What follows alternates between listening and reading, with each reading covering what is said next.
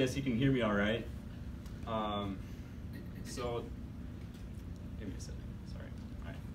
I've racked my mind for weeks over what I ought to say to you all today. I asked myself what I wish I had known and what I wish I had done and what important lessons I had learned in my time in high school. And when I finished racking my mind, all I could come up with was the thought that, I could work harder, I guess. And so I thought, okay, that would be a lame speech. Let's take a different approach. What are some qualities of my speech that I want to have? So I made a small list. I thought my speech should be useful, relevant to everyone. I thought it should be genuine and easy to understand. I decided I would give you all some kind of advice because it put a check mark next to all those boxes. But what advice? What's something you guys are going to do in the future that I have done already that you guys haven't heard yet?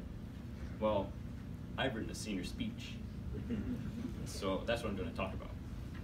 So the first thing anyone thinks of when they're told to write a senior speech is, what the heck do I talk about? And it's not really clear to you what you should be talking about. No one is telling you that you have to tell everyone a story about yourself, or you have to share some sort of wisdom or advice. No one tells you that you have to reflect on your time in high school. These are things that you learn from listening to other senior speeches.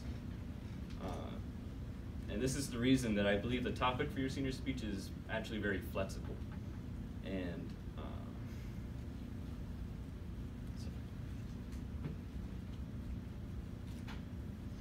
but we listen to all these speeches and we learn that it's very safe to stick to these topics that we hear other seniors talk about. So with that in mind, I'm going to share a couple strategies for figuring out what to say for your speech. So ask yourself what qualities you want in your speech. Maybe you want it to be from the heart or authentic, or maybe you want to share a certain experience or a certain piece of advice. Maybe you want to leave a strong impression of yourself, or you want to change what people think about you.